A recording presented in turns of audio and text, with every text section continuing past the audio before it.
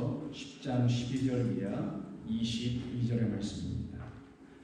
다 찾으셨으면 전면에도 있고 성경도 있으니까 뭐 스크린 괜찮은 거죠? 오케이. 그럼 전면 같이 활용하시면서 함께 이 말씀 공독하십니다. 오직 그리스도는 죄를 위하여 한 영원한 제사를 드리시고 하나님 우편에 앉으사 그 위에 자기 원수들을 자기 발등상이 되게 하실 때까지 기다리시나니 그가 거룩하게 된 자들을 한 번의 제사로 영원히 온전하게 하시느니라. 또한 성령이 우리에게 증언하시되 주께서 이르시되 그날 부르는 그들과 맺을 언약이 이것이라 하시고 내 복을 그들의 마음에 두고 그들의 생각에 들어가리라 하신 후에 또 그들의 죄와 그들의 불법을 내가 다시 기억하지 아니하리라 하셨으니 이것들을 사하셨은즉 다시 죄를 위하여 제사 드릴 것이 없느니라. 그러므로 형제들아 우리가 예수의 피를 힘입어 성소에 들어갈 담력을 얻었나니 그 길은 우리를 위하여 휘장 가운데로 열어놓으신 새로운 살 길이요 휘장은 곧 그의 육체니라.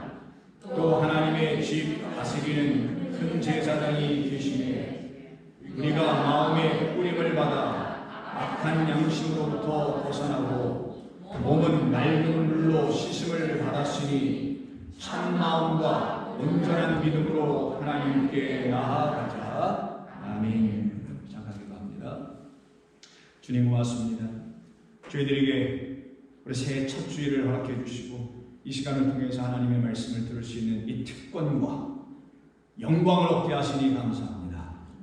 이 시간 이후로 2023년 한 해 동안 이 교회와 이 회중 가운데서 우리 하나님께서 선포해 주시고 가르쳐 주시고 깨닫게 해주시는 말씀을 들을 때마다 그 말씀이 모든 회중 가운데 생명의 강처럼 그들의 심령 안에서 흘러넘치게 하여 주시옵소서. 우리 주님 예수님의 이름으로 기도드립니다. 아멘. 자, 오늘은 히브리서 강의 25번째 시간으로요.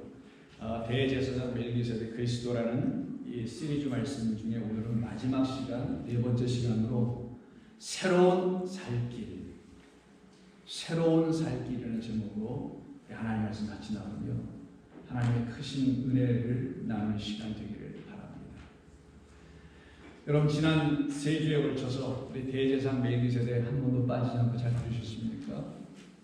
우리가 5장부터 시작하여 10장 전체를 하나로 묶어놓고 네 번으로 좀 나눠서 이 본문의 말씀들을 살펴보고 있는 것입니다.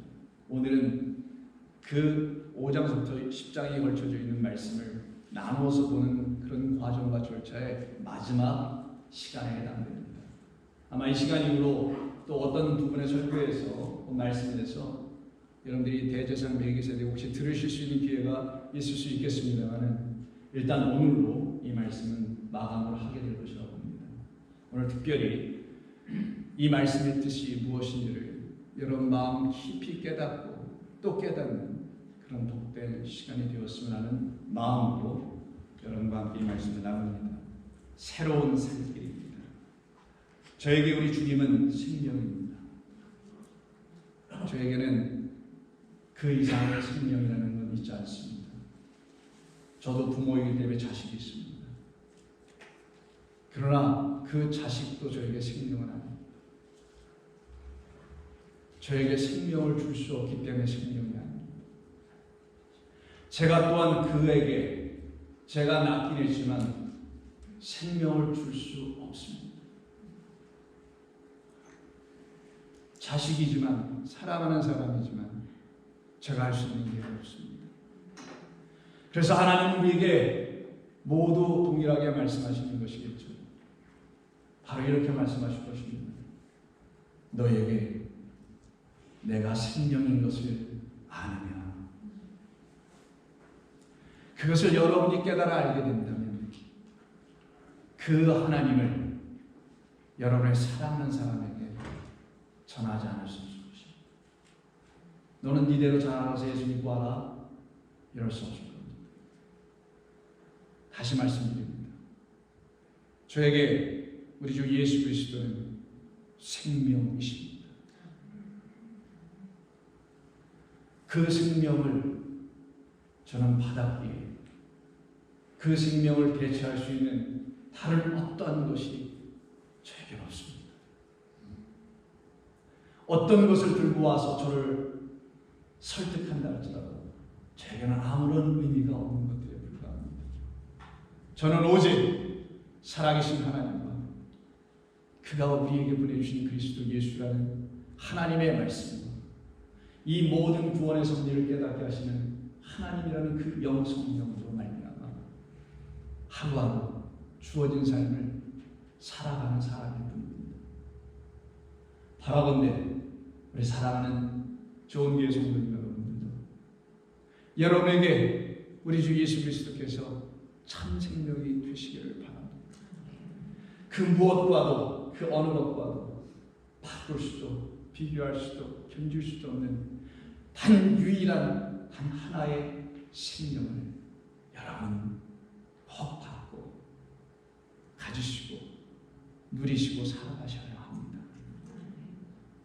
그 일을 위해서 우리에게 그 생명을 주시려고 우리 주님은 새로운 살 길을 열어 우리에게 오신 것입니다.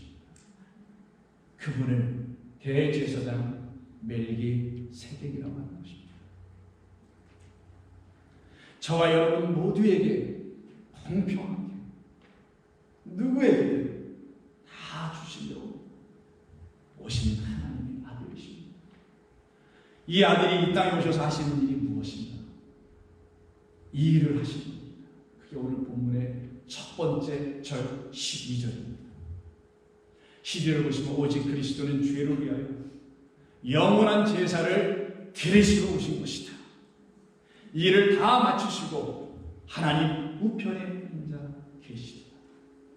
지난주에 우리가 말씀 나눴었죠. 구유에서 시작하여 하나님 보좌 우편에 이르기까지 그는 이 땅에 오셔서 우리의 죄를 위해서 영원한 제사를 드리신 하나님의 아들이심을 분명히 말씀하죠.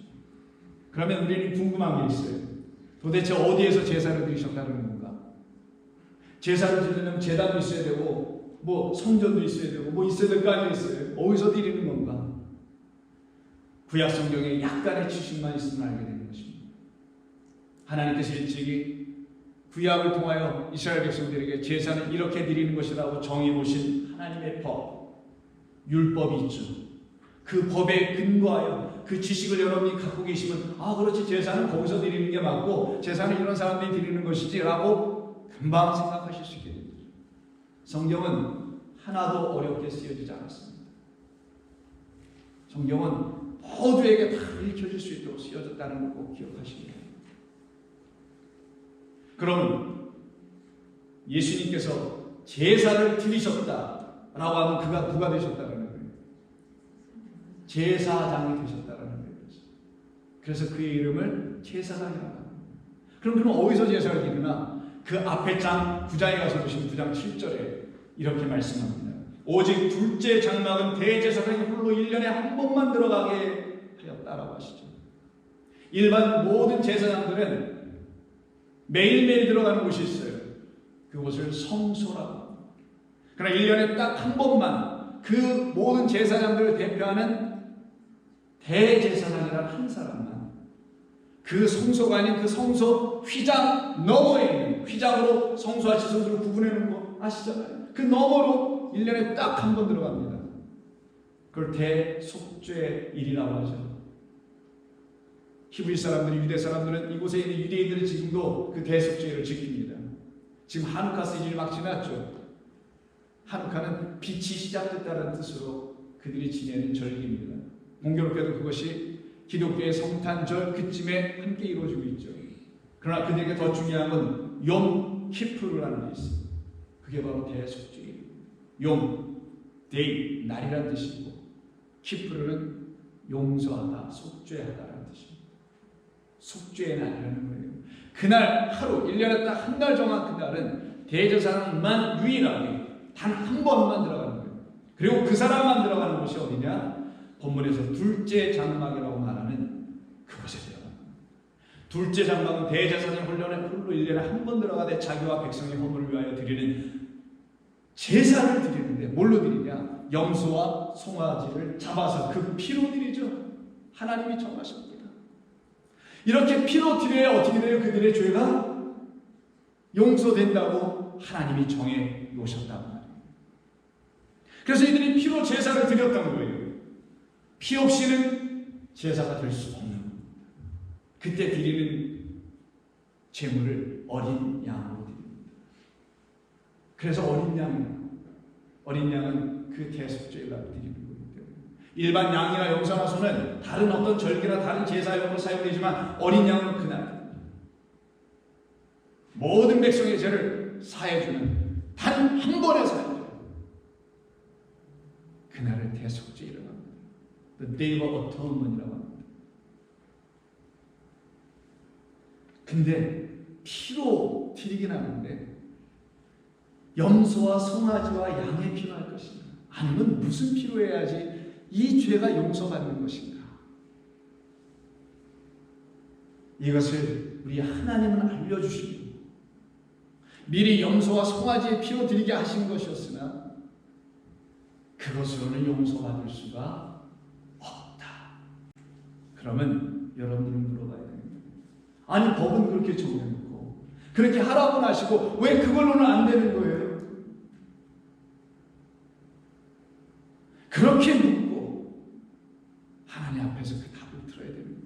예수 믿는 사람. 그 답을 들으면 그때 여러분은 그 답이 복음인 줄 알게 됩니다. 그 답이 동시에 복음이 되는 거예요. 그때 여러분은 그걸로 말하는 거예요. 그걸 복음을 전한다고 하는 거예요. 그 답을 못 갖고 말하는 거는 복음 전하는 게 아니에요. 그는 모든 교회, 많은 교회, 거의 대부분의 교회, 거의 대부분의 목회자, 거의 대부분의 성도가 할 수 있을지 모릅니다. 그냥 예수님의 피로 우리가 죄사함 받았어. 그래서 예수님 믿어야 된다라고만 말할지 몰라요. 그러나 저와 여러분들, 저를 만난 여러분들 만난 저는 그렇게 생각하지 않습니다. 왜? 우리는 주께 물어봤거든요. 왜 안 되는 거죠? 그렇게 정해놓으셨는데 그리고 왜 예수님의 피로 해야 된다는 거죠? 그건 무슨 뜻인가요? 물어봐요. 이 물음을 가지고 오늘 설교가 끝날 시점까지 여러분들은 답을 들으실 수 있을 거라 좀 봅니다. 그때 그것이 여러분들에게 맞아. 그래서 내가 복된 자구나 라고 여러분이 깨닫게 되면, 인정하게 되면 여러분들에게 복음이 들려진 겁니다. 그러면 여러분들은 진짜 복음을 들었으면 복음을 전하지 않을 수 없어요. 그런데도 안 전한다, 못 전한다, 못 들었습니다. 안 들려집니다. 다른 핑계 없습니다. 그렇게 되어 있기 때문입니다. 괜히 예수님께서 제자들에게 너희는 땅끝까지 이르러 내 증인이라 가서 제자 삼으라 하신 건 아니잖아요. 복음 때문에 그런 거잖아요. 그러면 누구의 피로 하는 거냐? 여러분들은 금방 대답을 해볼 수 있어요. 예수의 피로 해야죠. 아, 맞아. 그래요. 맞아. 예수님의 피로 하는 거예요. 그럼 예수님의 피로 한다는 의미가 뭔지를 12절에 기록해 줍니다. 염소와 송아지의 피로 하지 아니하고 오직 자기의 피로, 예수 그리스도의 피로 영원한 속죄를 이루사 영원한 제물, 영원한 제사, 영원한 제물은 예수요, 영원한 제사는 대제사장이 그 당신 예수를 어린 양으로 하나님께 드린 것이요, 거기서 흘러나온 피, 그 자기의 피로 영원한 속죄 욤키푸르를 단번에 이루사 그리고 성소에 들어가셨습니다.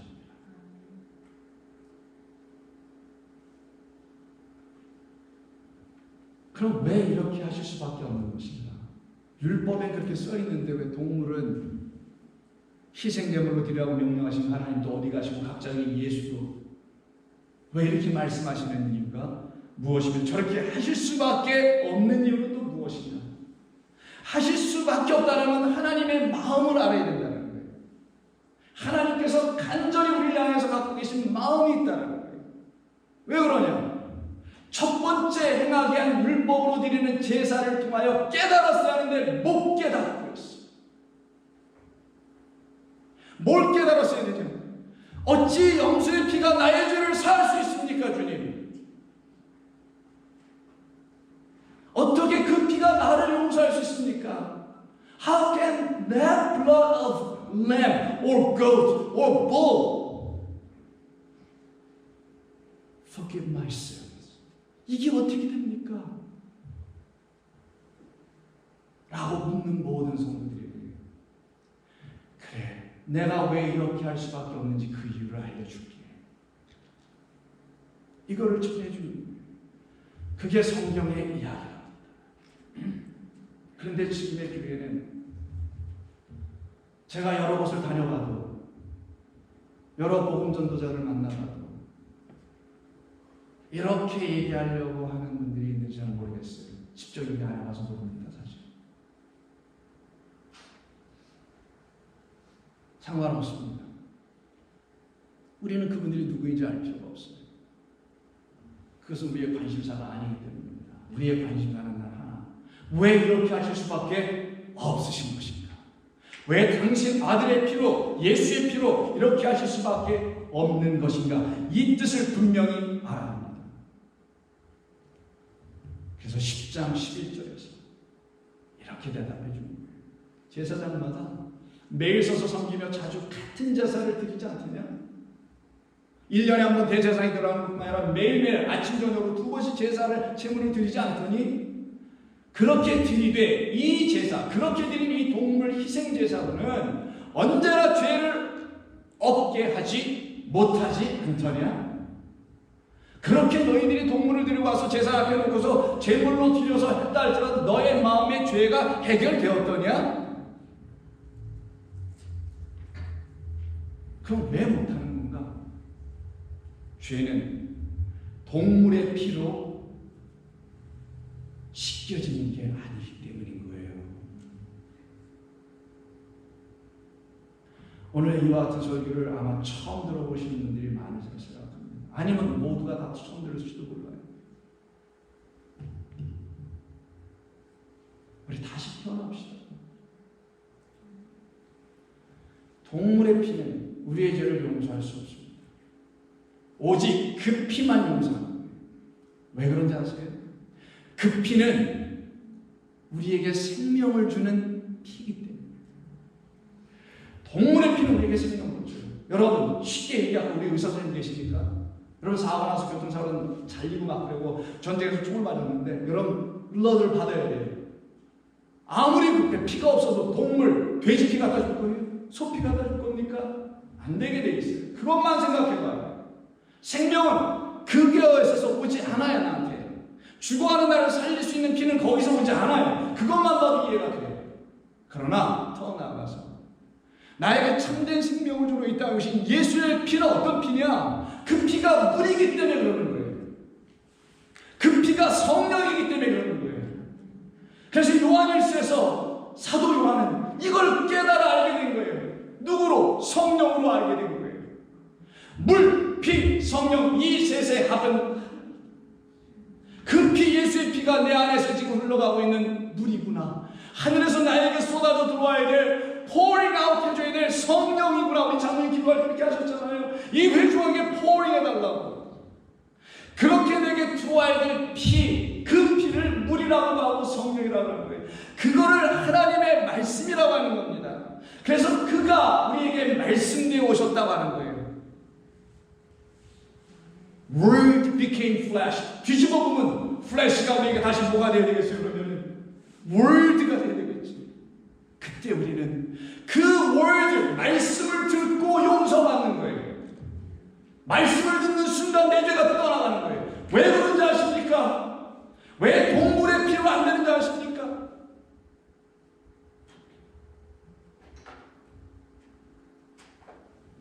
어떤 동물도 어떤 어린아이도 죽임 당한 후에, 죽임 당하기 이전에 말하는 어린 양은 없습니다. 오직 세상 죄를 지고 가는 그 어린 양이라는 예수만, 그 예수라는 어린 양만 말을 하는 어린 양이었다는 사실을 알고 계십니까? 그래서 그 양이, 그 진리를 말해주는 그 양이, 하나님의 구원의 이야기를 이 세상 가운데 선포해주는 그 양만이 하나님이 받으실 유일한 제물 되는 거예요. 근데 이 제물 예수를 들고 들어갈 자 제사장이 하나도 없네, 이 세상에. 그래서 당신이 누가 되신다고요? 그래서 스스로가 제사장 되는 거예요. 성소로 들어가는 제사장이 아니고 우리의 죄를 용서하기 위해서 자신을 들고 들어가는 대제사장 됐다는 것을 말하는 겁니다. 이게 복음이 올시다. 그 어린 양 예수만 말을 하는 거예요. 그래서 우리는 그 말을 듣고 그 말로 용서를 합니다.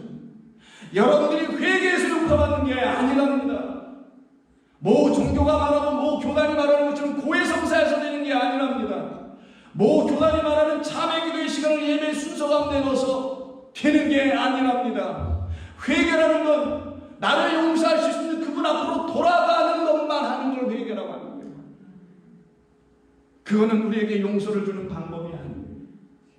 용서는 그분 앞에 잠잠히 앉아있는 자들에게 주시는 생명의 이야기, 예수의 피, 물, 성령, 진리의 성령을 듣는 겁니다. 그때 여러분들은 여러분의 안에 담겨있던 모든 죄가 일거에 떠나갑니다. 왜냐하면 그 죄는 영원히 단 한 번에 해결될 그 죄이기 때문에 오늘 짓고 내일 지는 여러분이 생각하는 그런 죄를 위해서 예수님이 그렇게 죽임당한 어린 양의 피로 여러분 앞에 다가온 게 아니랍니다. 여러분이 아직도 하나님의 복음의 말씀이 무엇인지를 몰라 헛되게 예배하고 있는 우상 숭배자라는 그 죄, 가늠하고 있었던 그 죄를 해결해 주려고 우리 주님이 이 땅에 오셨던 겁니다.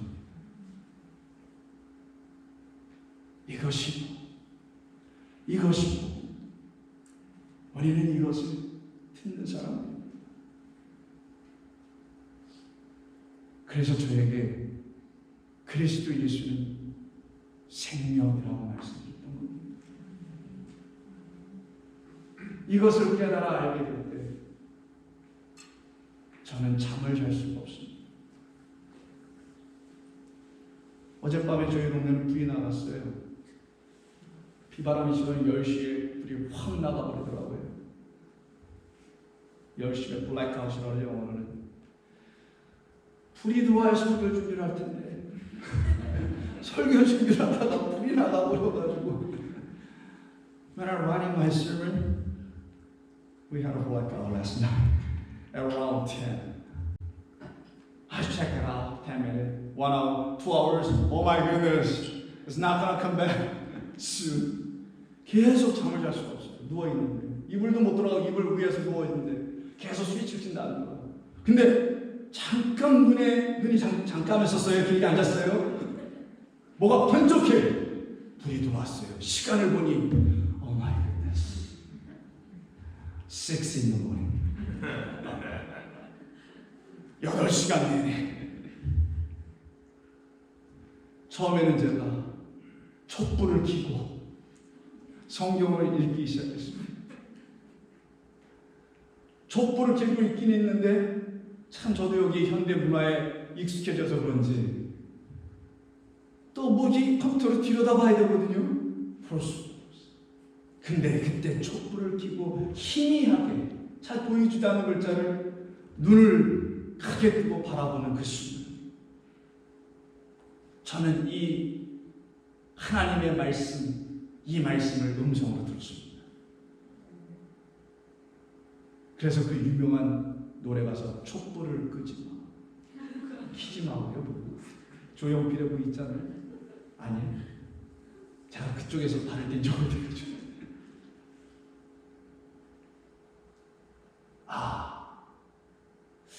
그래서 그러십니다.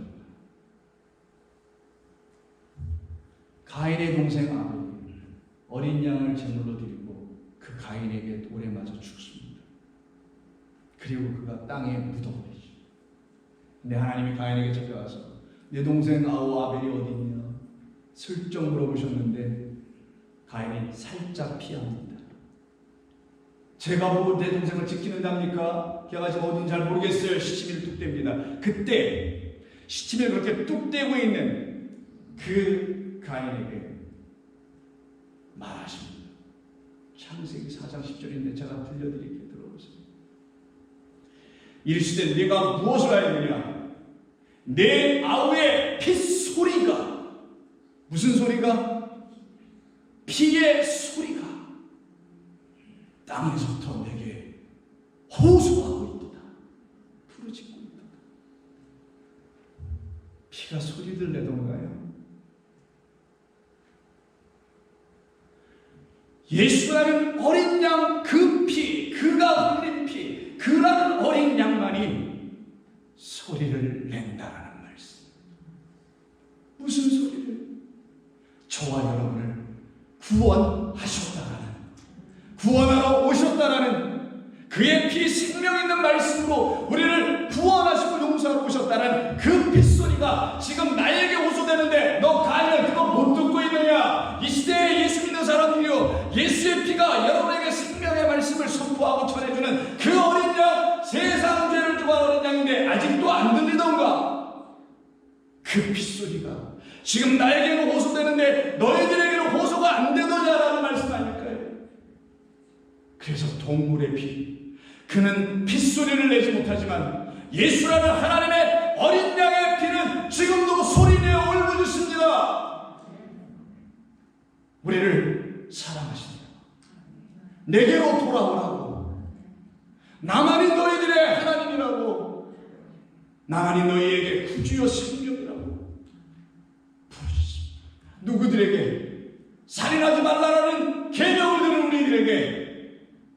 근데 그걸 못 알아들으면 계속 살인하고 있는 가인과 같은 우리들에게 부르십니다. 이제 그 핏소리, 어린 양의 소리가 들리던가?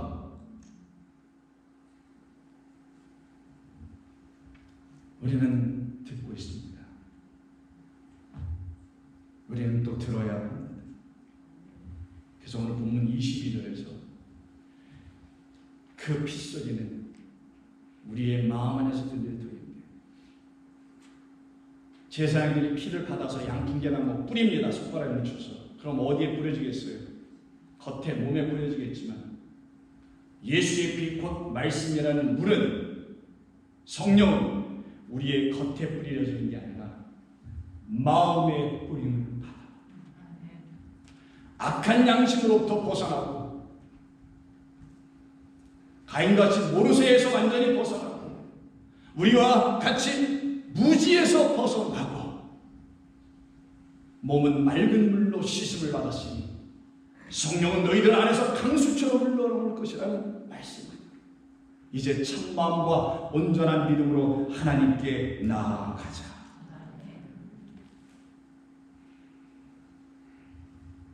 그러면 우리의 죄가 동물의 피로 사해지는 것이 아니라 왜, 그리고 어떻게 그리스도라는 그 어린 양으로 씻겨지고 사해지고 용서받고 깨끗하게 없어져서 우리에게서 죄가 더 이상 발견되지 않은 자, 곧 하나님을 더 이상 우상 숭배하지 않는 자, 하나님 외에 다른 말씀을 접하지 않는 자, 그리스도의 생명의 말씀 외에는 듣지 않는 자, 그래서 간호하지 않는 자, 그래서 죄인이 아닌 상태로 어떻게 나아가게 된지 이제 아시겠습니까?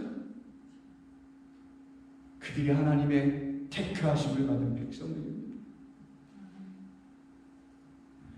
그래서 우리 주님은 말씀으로 우리를 용서하셨지 당신의 피로 용서하신 게 아닌 걸 알게 됩니다.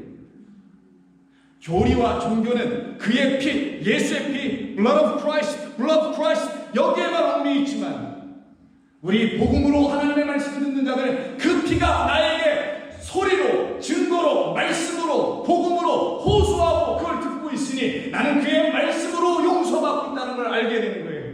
여러분이 하나님의 말씀을 읽고 묵상하고 설교를 통하여 들을 때마다 여러분들이 용서받게 되는 겁니다. 죄와 어둠과 사망의 그늘짐에서 벗어나오게 되는 겁니다. 그 음침한 골짜기에서 마른 뼈가 아니여 생명의 부활로 나오게 되는 것입니다. 이것이 하나님이 여러분에게 하신 일입니다.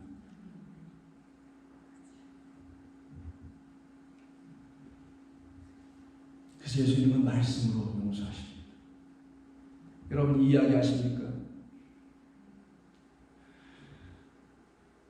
예수님께서 많은 기적과 표적을 행하시죠. 병든 자들 고치십니다. 죽은 자들 살려내십니다.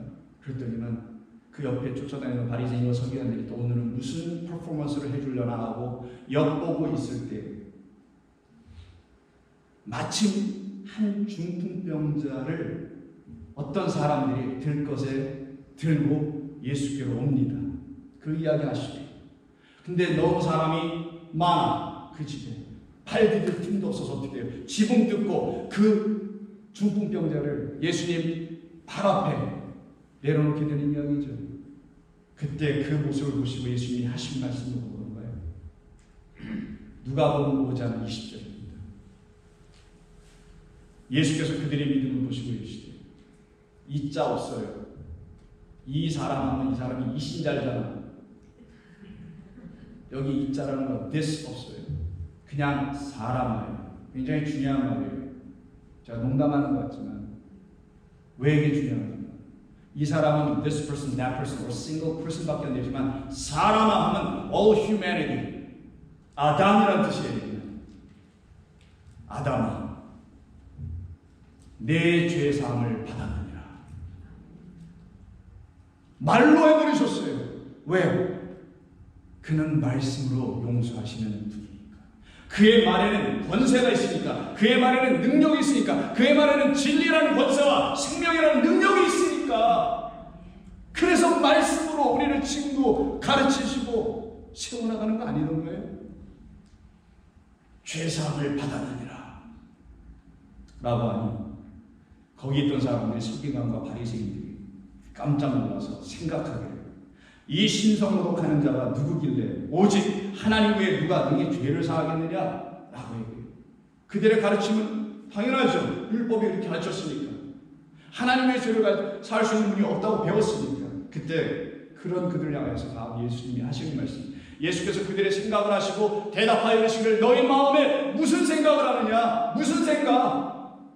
자기들의 생각에는 희생제물을 하나님께 드려야만, 희생제물 하나 들고 양봉소를 들고 제사 앞에 나와서 그걸 죽이고 그 피를 뿌리고 등등하고, 그는 그 사이에 무릎 꿇고 기다리고 있고, 제사가 다 끝나면 그 위에다 머리에 손을 얹고 내 죄사함을 받았다고 하는 제사장의 말을 듣고 그리고 일어나 집으로 가는 그들의 제사법, 이 제사법 안에서 그들은 생각한 것이죠. 저렇게 해야 용서받는 건데, 아니 저 친구 누구야 갑자기 말로 용서를 해? 재물을 드리고 용서받는 것이지.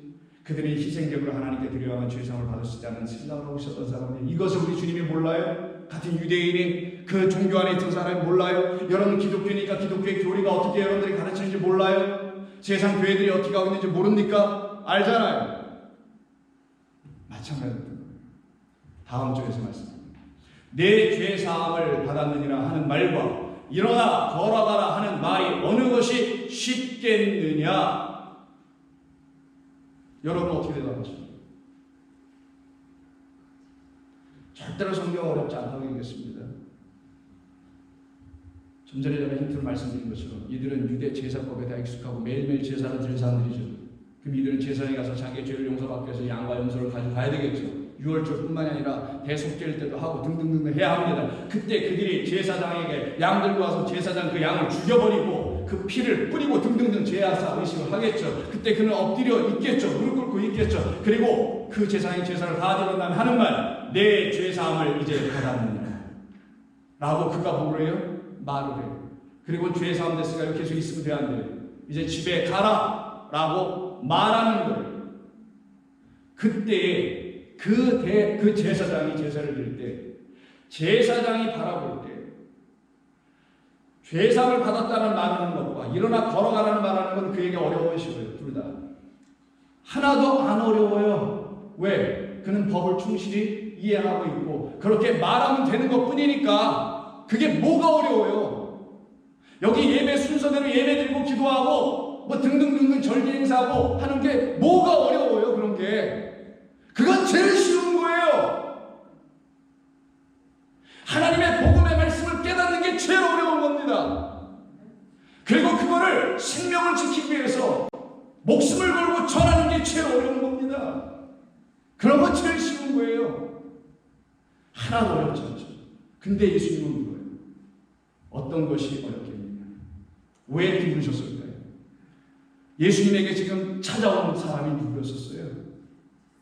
중풍병자였다는 걸 놓치지 말라는 거예요. 만약에 이 중풍병자가 예수님이라는 그 제사장이 아닌 유대 레위지파의 인간 제사장에게 갔더라면 그 제사장이 너 죄사함 받았느냐라는 말까지 씌웠을지 모르지만 일어나 걸어가라는 말을 할 수 있어요? 없어요? 너무 어려웠을 거야 그 말하기는. 그래서 그는 이렇게 얘기했을 거예요 그 친구들에게. 여러분 친구들 이 사람 데리고 들고 가시오. 그렇게 얘기 안 했을까요? 그래서 그는 할 수도 없을 뿐만 아니라 너무나 어려운 말이고 이해가 안 되는 말이겠죠. 그러나 예수님은 이 말씀은 하실 수 있는, 죄사함할 수 있는 권세를 가지신 분입니다. 그래서 그는 합니다. 다음 절 보세요. 그러나 인자 나 그리스도라는 멜기세덱 대제사장은 땅에서 죄를 사하는 권세가 있다는 걸 첫 번째로 알려줘요. 그리고 이 중풍병자에게 말씀하시기를 일어나 집으로 가라라고도 말해줄 수 있는 나다. 그러나 너희 유대 제사장들아, 중풍병 환자가 와서 지금 너에게 죄사함을 받으러 왔는데 너희는 그를 또다시 오게 만들지 아니하더냐. 그러나 나는 나에게 죄사함을 받은 자는 더 이상 이렇게 제물드림으로 하나님 앞에 나아가서 용서를 받는 너희들이 율법 제사의식과 용서의식을 깨닫는 자들이 아니요 그걸 취하는 자들이 아니라 이제 그들은 나로부터 내 말로, 내 말의 권세로, 그리고 그 말이 나에게 완전한 용서하고 주신 생명의 이야기로 나를 구원해 냈음을 깨달아 알게 되고 나는 그에 의해서 더 이상 이곳으로 올 필요가 없는 사람이라는 것을 깨닫게 알게 됐을 때만 그는 더 이상 오지 않습니다. 왜 중풍병자였을까요? 중풍병자는 한쪽은 쓰고 한쪽은 못 씁니다. 유대 제사장 앞에 한쪽은 못 쓰고 한쪽은 쓰는 사람이 날마다 같다라는 걸 말하는 것이 아니었을까요? 유대 백성 모두가 한쪽은 쓰고 한쪽은 못 쓰는 사람들로 재물 들고 그 제사장들 앞에 갔다라는 거 아니겠어요? 어떤 의미에서? 율법이라는 하나님의 법의 말씀은 한쪽, 반쪽으로 온전히 갖고 있는데 그 율법이 우리에게 참된 생명 이야기인 어린 양의 피에 핏소리를 들려주는 이야기를 갖게 해주지 못해서 반쪽은 불구가 되고 불신이 되어 있는 그런 상태에 유대에 있는 모든 백성들, 그들을 대표하여 이 한 중풍병자를 앞에 세워놓으시고 마치 제사장들이 쓰는 그 용어를 주님께서 쓰시면서 내 죄사함을 받았느니라 일어나 걸어가라. 다시는 너를 중풍병에 걸리게 할 자는 없느니라. 하나님의 말씀 율법이 너에게 생명과 은혜를 주는 복음으로 들려졌으니 너는 이제 완전한 자라. 내가 완전하니 너도 완전하라. 내가 거룩하니 너희도 이제는 거룩하라. 내가 깨끗하니 너희도 깨끗하라. 나는 죄 없는 하나님이니 너희도 죄 없는 내 백성이니라. 아멘 되십니까? 이것이 우리 주님이 하시는 일이었습니다.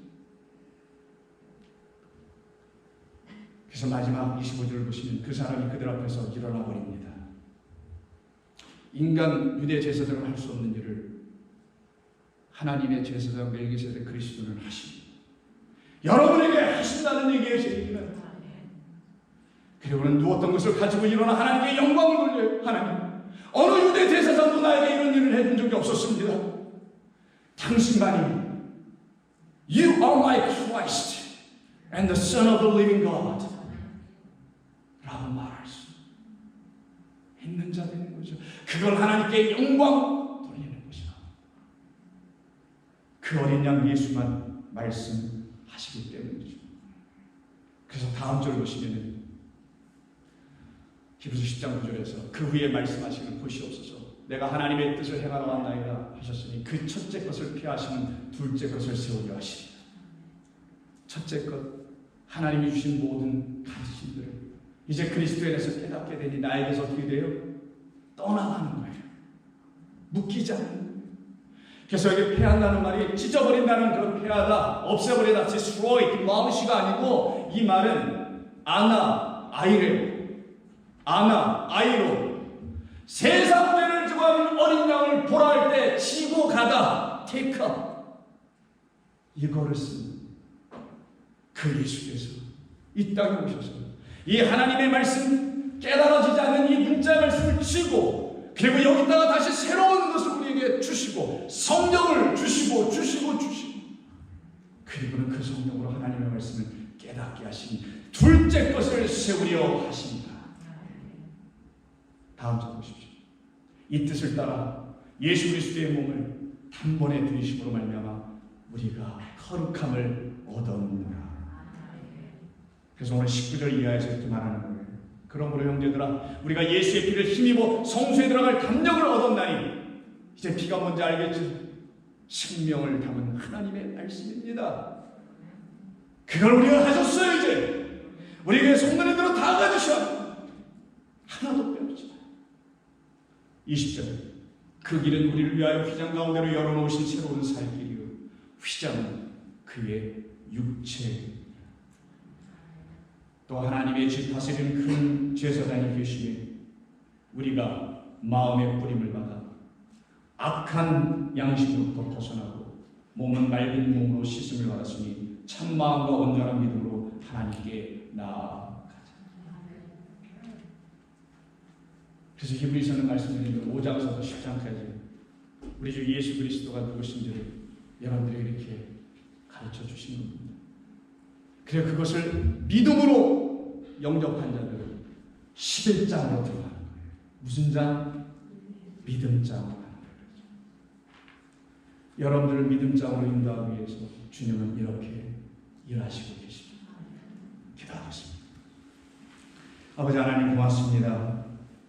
저희들 모두에게 들려주신 이 복음은 이제는 들었으니 전하게 하여 주시옵소서. 예수님의 이름으로 기도드립니다.